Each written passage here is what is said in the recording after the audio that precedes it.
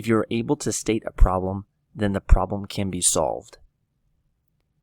Every creative act is a sudden cessation of stupidity.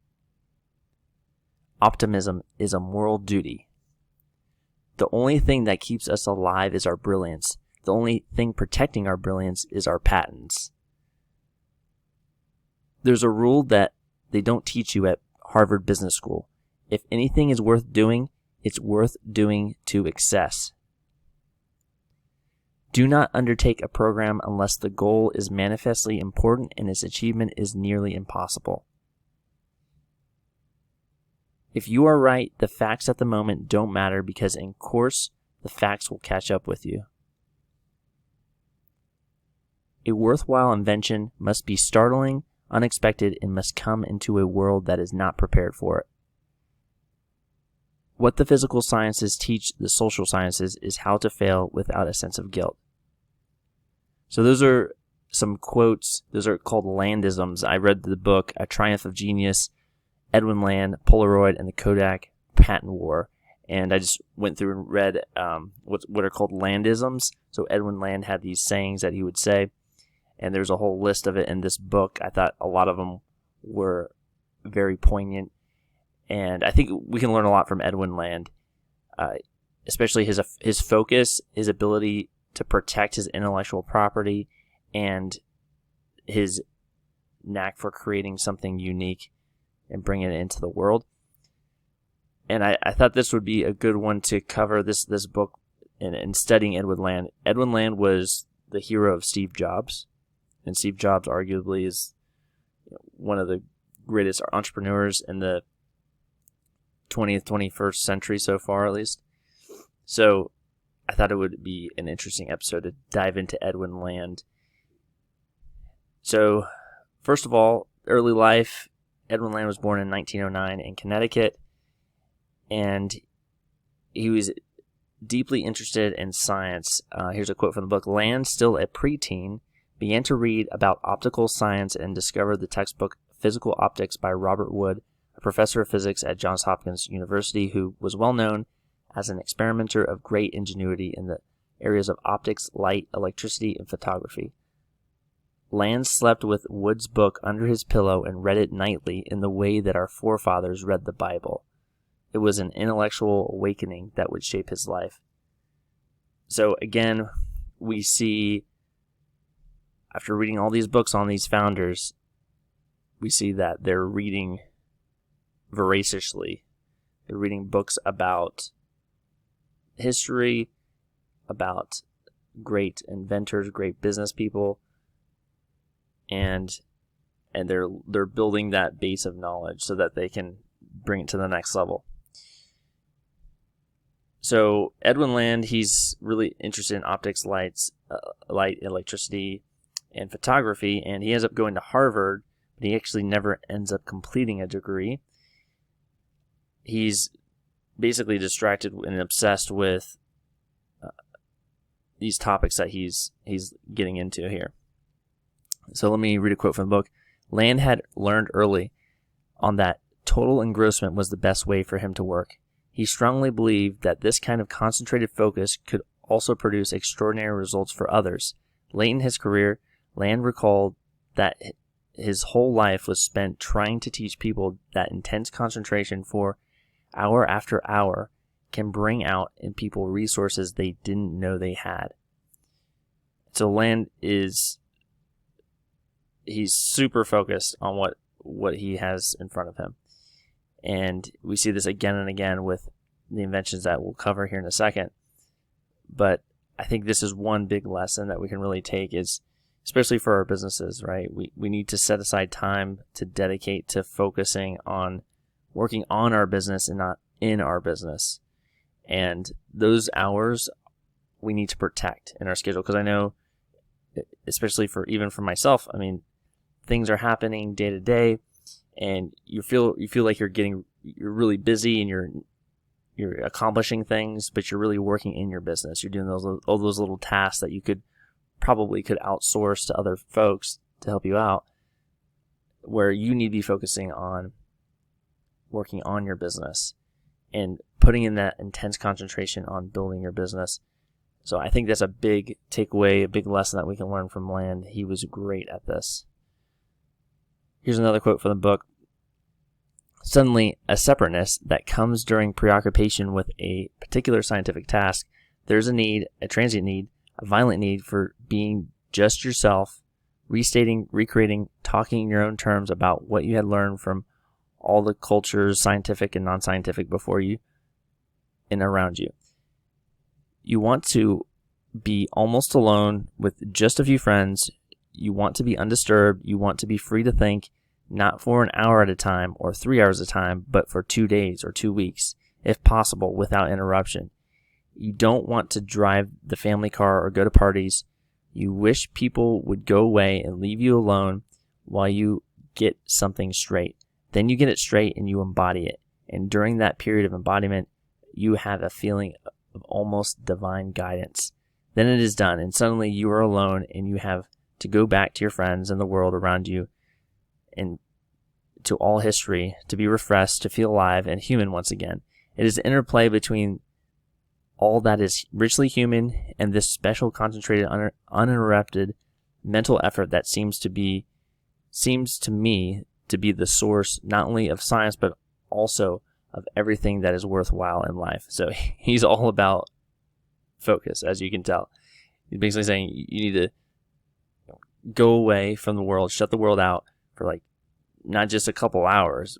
He's saying days or weeks, a couple days, a couple weeks, to dive into whatever you have on your plate, and then come back to the world and become human again, basically.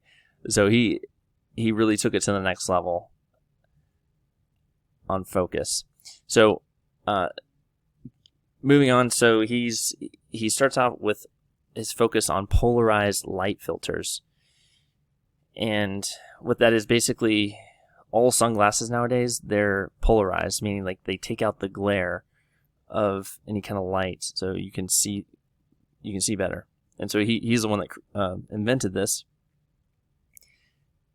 And he actually quit Harvard to focus on creating these polarizing lenses. And he would break into, actually, Columbia. They had a science department that he'd break into and use their equipment to actually make this. Here's a quote from the book. Years later, Land admitted that many of his early experiments were conducted at Columbia clandestinely. He and Terry would climb out a hallway window and then along a ledge on the outside of a building. They would climb back into a physics laboratory window and then proceed to remove the hinges from a locked cabinet to get at the necessary equipment. So he was pretty determined to get what he needed. And obviously he's a young kid at this time. He dropped out of college. He doesn't have a lot of money. He actually goes to his father to borrow some money so he can do this business, this experiments and try to operationalize what he's figuring out with polarizing light. And his dad gives him a piece of advice that he really takes to heart. And at one point he says, Land recalled his father warning him, watch out, once you develop it, the big companies will take it away from you. It was advice that Land took to heart and filed away for future use. So Land is, not only he's going to make several inventions, I think he ends up doing getting over 500 patents, which is like the third most amount of patents that any person has ever had. I think Thomas Edison is number 1, and Edwin Land is number 3. So pretty impressive. Anyway, so he really takes that piece of advice from his father to heart.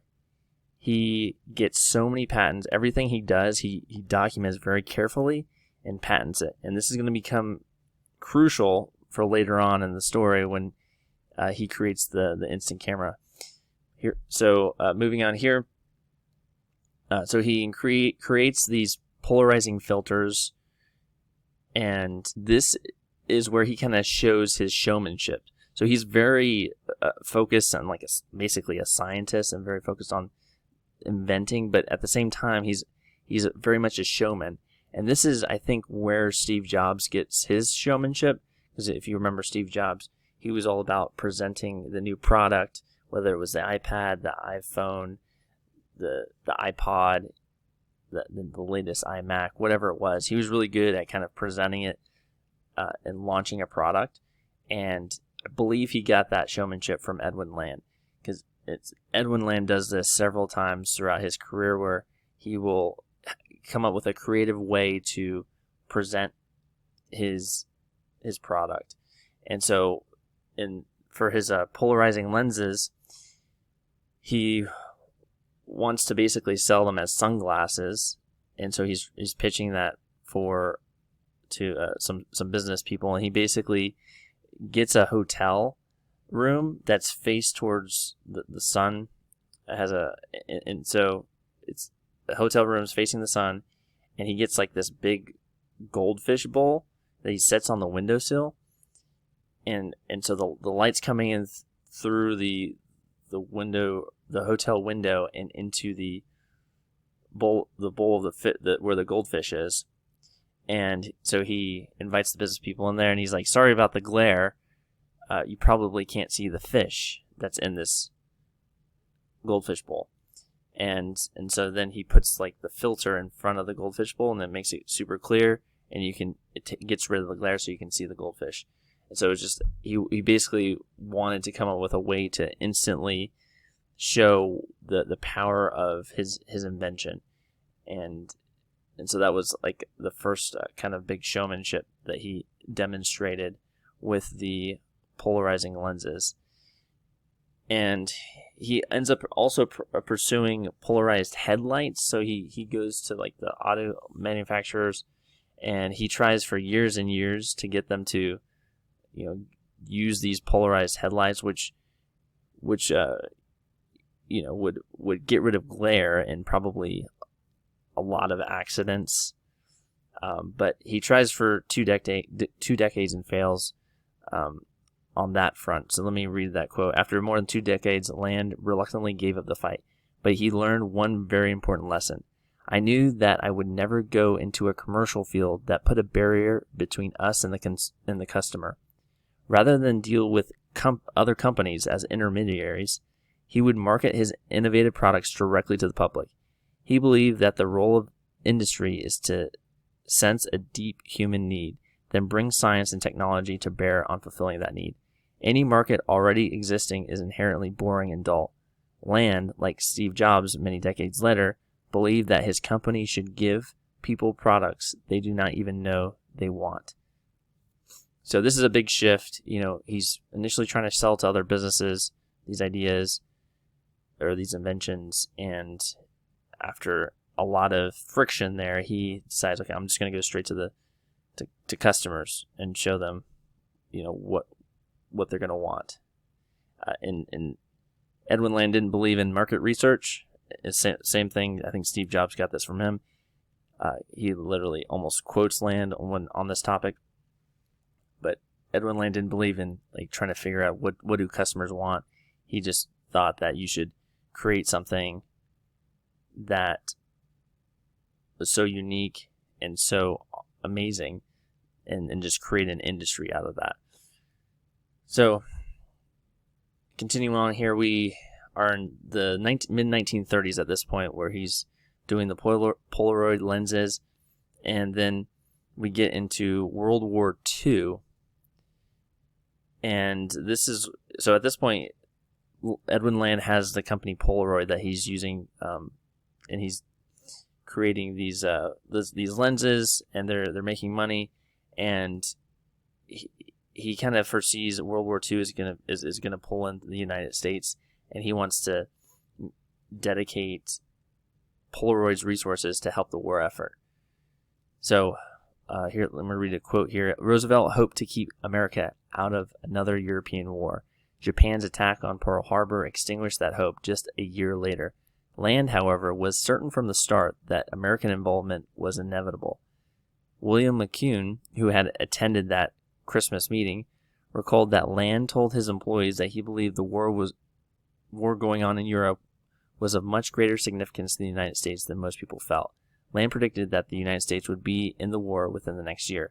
As a result, he had decided to make a big change in Polaroid's focus. From that moment on, the company would devote itself to one sole purpose, to win this war. In his talk with the Polaroid employees and in future comments, Land made it clear that he was not motivated by the chance to profit from the war effort. In fact, he said that he didn't expect to make much.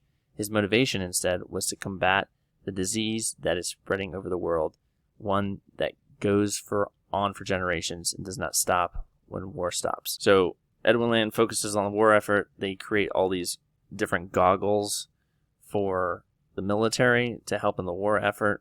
There's another quote: Polaroid produced millions of what Land probably called the best damn goggles in the world.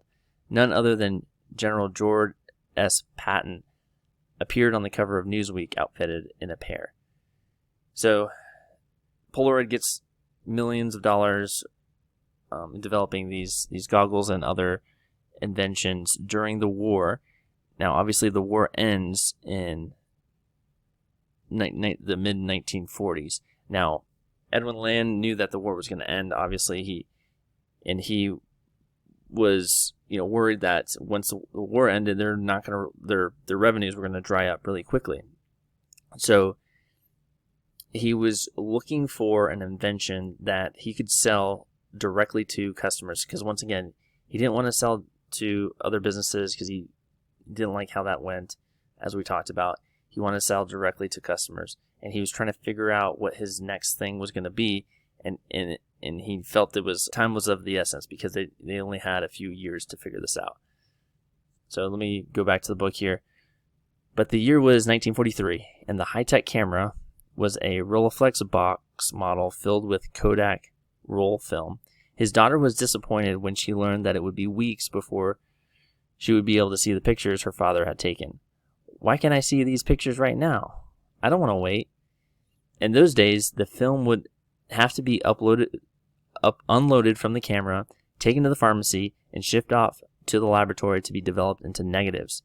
That process would involve a series of baths of various chemicals, all done in a dark room at controlled temperatures. Once dry, each negative would then have a precise amount of light projected through it, the image being focused onto photographic paper held at just the right distance so that the image was sharp. That paper, or positive, would next be developed to bring out the image, washed, and then processed further to stabilize the print.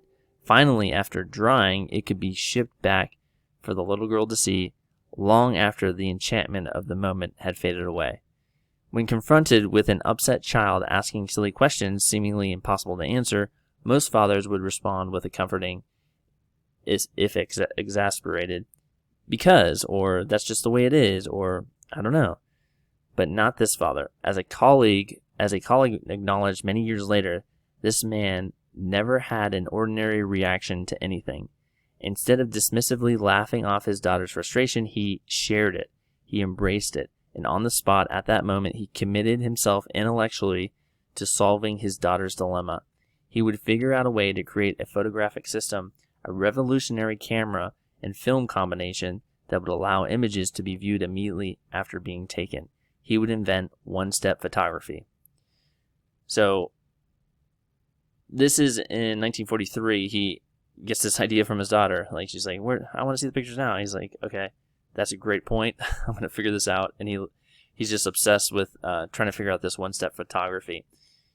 And he has kind of a rough idea of how this would work. He doesn't fully, so they ended up, he wants it to be color, initially, but they're not able to do it in color. They initially do it in black and white. And there's some other things that he wanted that they weren't quite able to do. He wanted the size of the camera to be able to fit in a pocket. They don't get that initially, but they do get an instant photo camera that is in black and white by 1948. And so they really had to push to get this done because they only had a few years, and and they had plummeting revenue because the war ends. World War II ends in 1945. Their revenue decreases by 88%, which is crazy. I mean, it's like, imagine your company's revenue is decreased by almost 90%. That would be very catastrophic. So their revenue is just plummeting after the war, and they're just racing against time to get out this camera, this black and white instant camera. And so he's really pushing his team. He even announces the technology early to push his team further. And they get out this one-step camera in black and white, and it has huge success. They have a lot of trouble actually meeting the demand of it because they were kind of really hurting on cash because the war was over.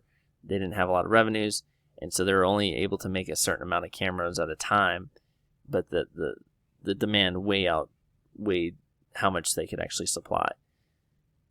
So that first instant camera is a success, but Land, he wanted to improve it because he wanted it to actually be color, like a color picture, and he wanted it to be smaller, fit in the pocket of somebody, and so he continues working on that innovation through the 50s and into the early 60s, developing that vision that he had. And all along this time, he's having his team document and getting patents on every part of what they're doing. And this is going to turn out to be critical because this is really going to protect their industry, because they created this industry with these inventions. And at the time, Kodak is like they're the Godzilla, like they're the giant in the industry. And Polaroid is like this little company that created this one thing, but Kodak has a huge, almost monopoly on the industry. And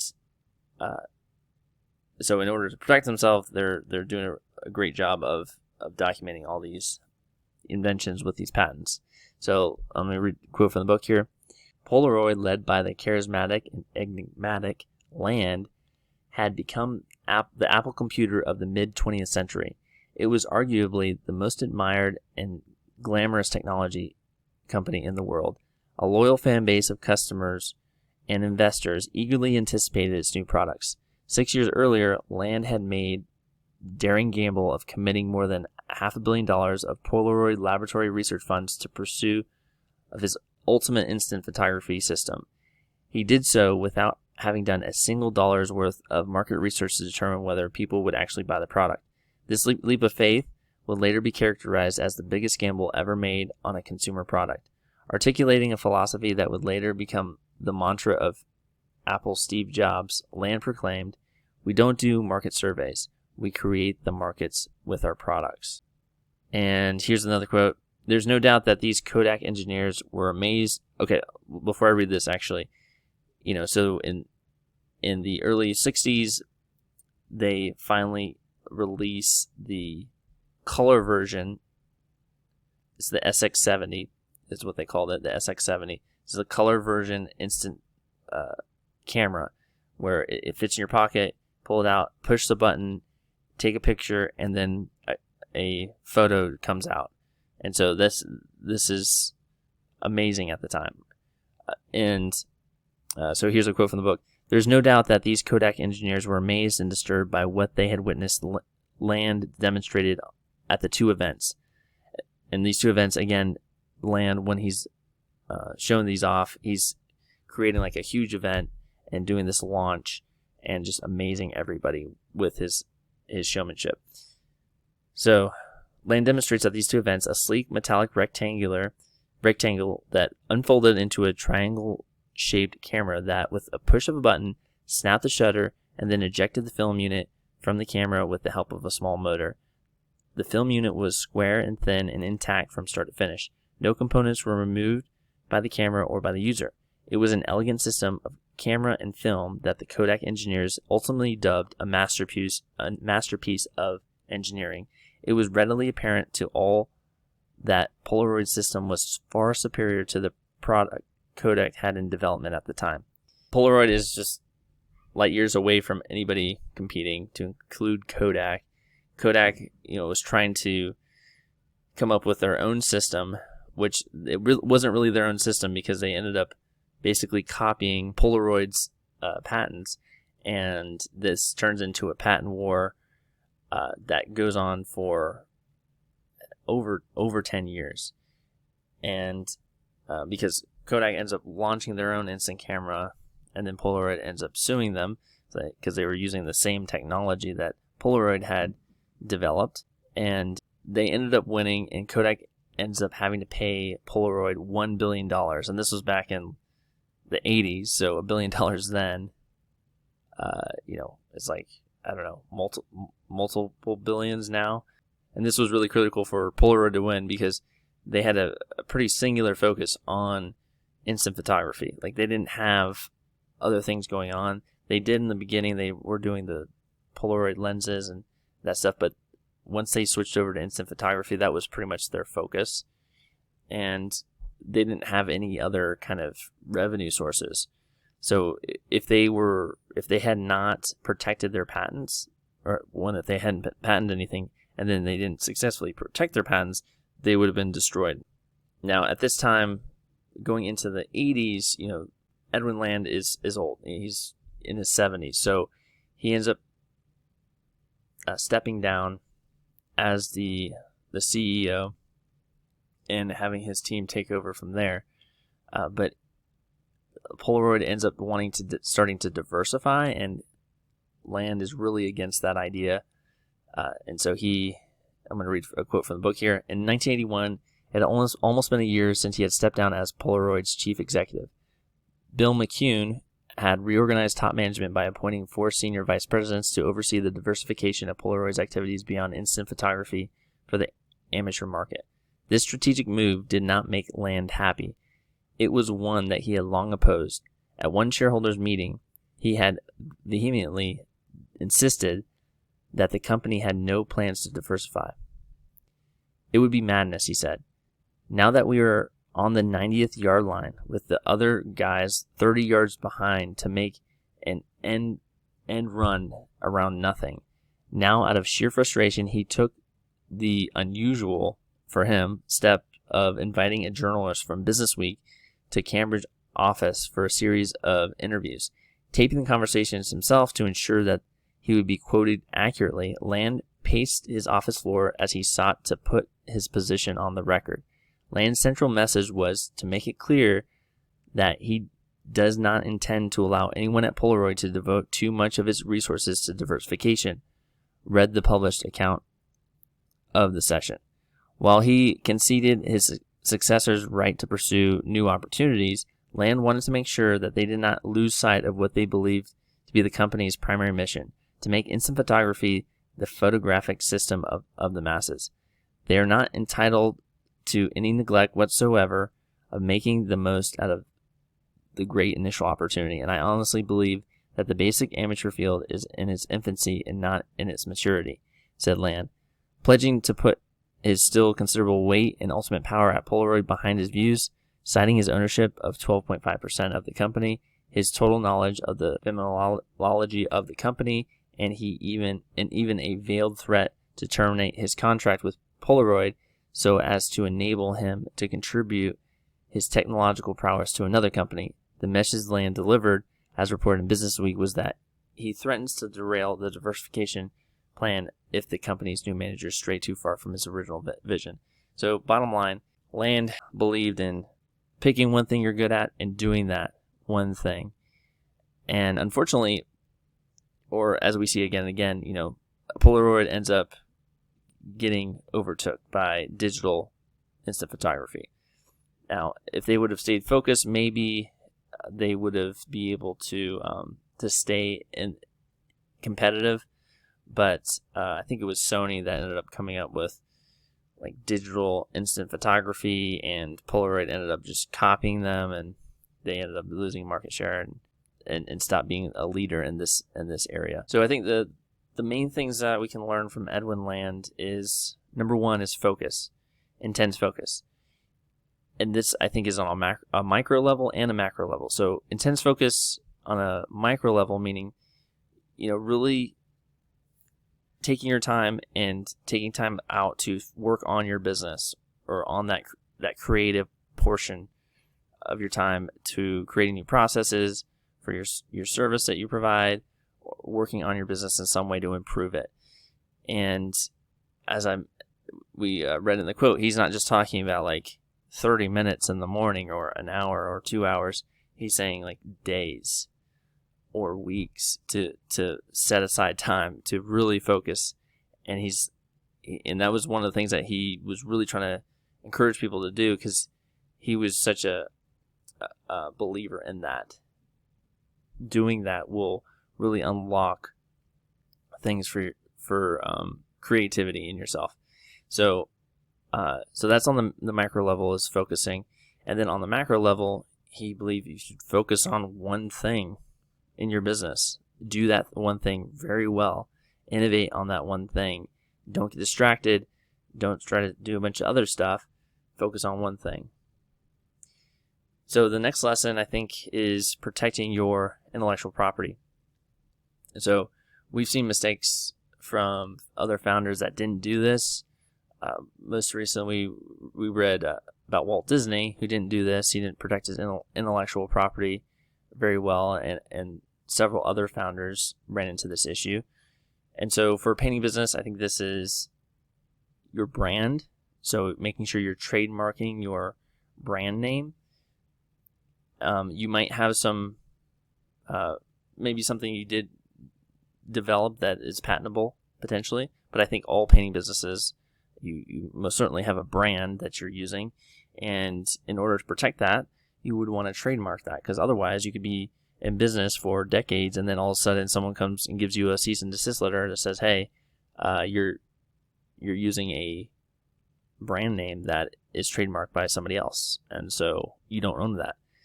So that is one thing to definitely take a look at if you haven't done so already. The next thing I think we learned is understanding customers' needs. So Land didn't believe in doing any kind of market research. He just basically believed that you should start from first principles and evaluate what would I want, or what's like kind of natural. What would we want to see ideally? Like, what's the ideal situation? And with the Polaroid camera, the SX70, instead of having to wait weeks to get your photos, what if you just push a button and then you have your picture right then and there? That would be the ideal situation. So he started from that vision and then tried to back engineer how would we actually make that happen. And so I think we could take that same idea for our business. Like, what's the ideal situation? Somebody wants their house painted, and then you're there, that same day, and you're painting their house, and it's done by the end of the day. Maybe that's the ideal situation. Is that impossible? It's probably not impossible. It'd be very difficult, but maybe that could be some sort of innovation you could start with. Like, how can we get instant gratification of our painting process? So just as an example, starting with like, what is the ideal situation, and kind of working backwards, how can we make that happen in our business? So I think those are 3 lessons, but I do highly recommend the book and studying Edwin Land. Definitely learned a lot, and with that, see you next week.